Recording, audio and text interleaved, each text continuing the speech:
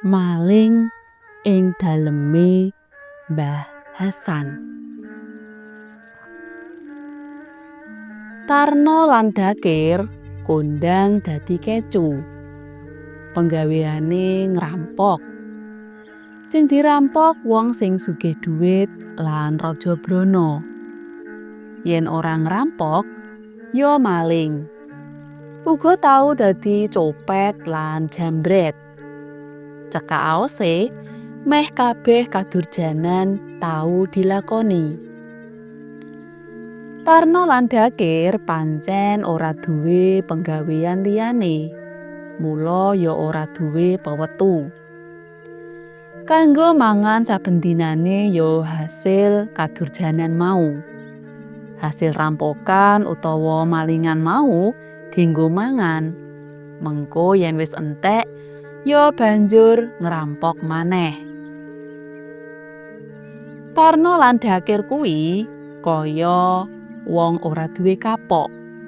Wis makaping-kaping dicekel dening polisi lan dilebokake pakunjaran, nanging yen wis metu dheweke banjur kumat maneh anggone nglakoni kadurjanan mau. Kaya kang dumadi saiki iki. Lagi wae padha uwal saka paukuman pakunjaran kang suwene 3 taun wis ngrencana arep ngrampok maneh. Sida apa ora ngrampok nggone Mbah Hasan? Pitakone Tarno. Ayo iya no, ngendi maneh? Saurane Dakir karo nyumet udute. Ning kudu ngati-ati lho. Ning kono ana wong sing rondo. Durung santri-santrine. Mbah Hasan kuwi rak kondang kiai lan sesepuh desa. Ah, gampang kuwi. Kena ajian sirepku, kabeh mesti padha turu mbiler. Saure Tarno mantep. Ujare Tarno pancen duweni ajian sirep. Sapa wae yen ketaman aji sirepe bakal turu kepati tekane esuk. Dina candhake wong loro kuwi genti-genten ngawat-awati omahe Mbah Hasan.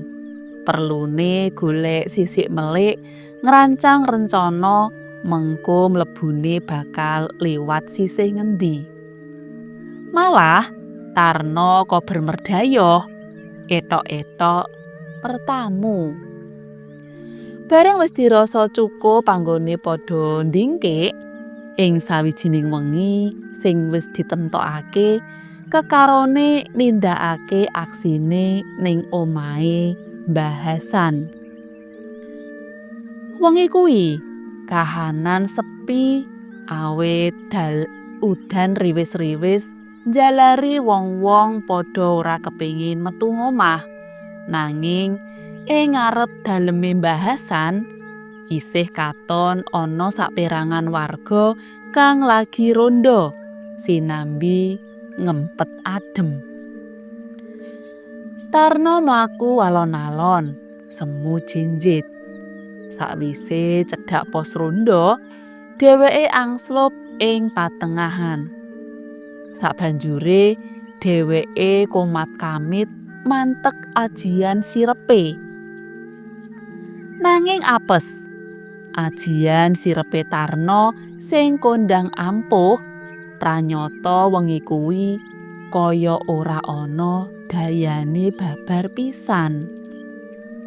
Nganti ambal ping 3 dheweke namakake ajian sirepe.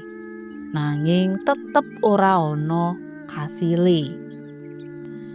Saperangan wong rondo ngarep daleme Mbah Hasan tetep padha melek caturan kaya ora ana apa-apa. Panggah ora nyerah.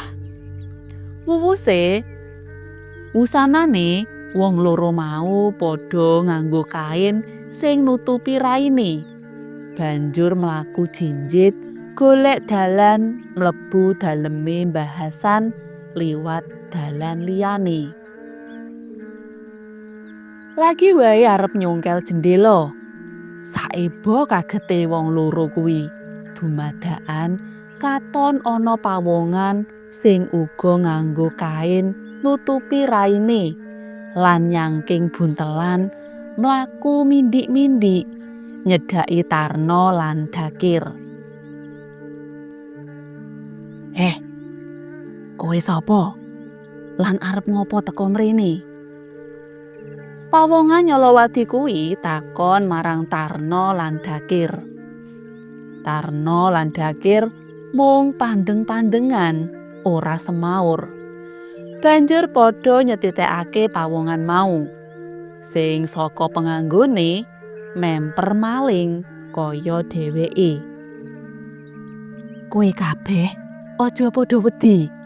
Ngertenono ya. Sak temene aku iki yo mentas maling ning omah iki. Aja kuwatir, mengko kowe kabeh tak wenehi ngerti dalan mlebu lan panggonan sing kanggo nyimpen dhuwit lan Raja Brana sing duwe omah iki. Nanging awake dhewe kudu cepet-cepet. Amarga wong sing duwe omah iki duweni kebiasaan tangi wengi sak perlu ngibadah. Lan siji maneh, mengko sakwise padha maling bakal tak tuduhake dalan sing aman kanggo metu saka kampung kene. Tandane pawongan nyolowati mau. Ora nganggo suwe, entuk bantuan pawongan nyolowati iku, Tarno lan Dakir kasil entuk barang colongan sing dikarepake. Banjur wong telu mau kasil metu saka desa kuwi tanpa dikonangi warga kono. Banjur leren ana gubuk sak pinggir tegalan. Wah, suwun ya Kang, wis ngewangi lan nuduhake dalan metu. Ning ya tepungake iki jenengku Tarno. Lan iki kancaku Dakir. Ujare Tarno sinambi nyopot kain sing nutupi raine. Banjur pawongan nyolowati iku uga alon-alon nyopot kain sing nutupi praupane. Madeg. Saknalika jantunge Tarno krasa mandeg. Balunge krasa kaya dilolosi. Dakir ya mung deleg-deleg kami tenggengen. Pawongan nyolowati kuwi jebul bahasan dhewe sing daleme nembe wae dijarah karo dheweke. Anehe bahasan ora katon nesu, nanging malah ngatonake praupan sing sumunar merbawani kebak rasa welas asih. Dadekake Tarno lan Dakir tan bisa kumecap apa-apa. Lan sadurunge budal bahasan kondo yen Tarno lan Dakir ora perlu wedi, malah kepara yen duweni kajat utawa pepiminan dipinarakake ing omahe kapan wae. Lan sing marakake jugruge atine Tarno lan Dakir yaiku barang colongan mau ora dicupuk bali karo Mbah Hasan, nanging malah dihadiahke marang kekarone. Muga dadi berkah tumrap keluarga lan anak turune besok ing donya akhirat. Sasuwene dadi kecu, lagi iki Tarno lan Dakir nemahi pawongan sing duweni bebuden luhur kaya ngono. Ora krasa tumetes loh saka mripate.